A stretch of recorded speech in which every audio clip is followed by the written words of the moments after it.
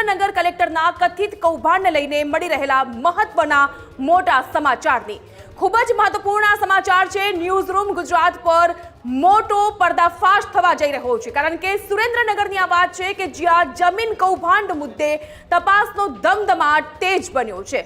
નાયબ મામલતદાર ચંદ્રસિંહ મૌર્યે કર્યો છે ઈડી સમક્ષ ધડાકો। આ સમગ્ર કૌભાંડને લઈને હવે એક બાદ એક પત્તા ખુલવાની શરૂઆત થઈ ચૂકી છે। ચંદ્રસિંહ મૌર્યના કૌભાંડના પુરાવા સામે આવી રહ્યા છે।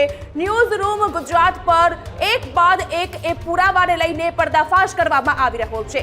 તપાસમાં ઈડીને લેવડ દેવડની એક શીટ પણ મળી આવી છે। એ શીટમાં લાંચના હિસાબનો ઉલ્લેખ કરવામાં આવ્યો છે અને જે શીટ મળી આવી છે તેમાં કમિશન અને દલાલોના નામનો ઉલ્લેખ કરવામાં આવ્યો છે। એટલે કહી શકાય કે હવે મોટા માથાના નામ પણ ખુલશે। કલેક્ટર રાજેન્દ્ર પટેલ પણ આ કૌભાંડમાં સંડોવાયેલા હોવાની વિગતો સામે આવી રહી છે। ક્લાર્ક અને પીએને પણ કૌભાંડમાં સંડોવણી હોવાની વિગતો સામે આવી રહી છે। આપ આ જે દ્રશ્ય જોઈ રહ્યા છો એ શીટની છે કે જેમાં આ તમામ બાબતનો ઉલ્લેખ કરવામાં આવ્યો છે।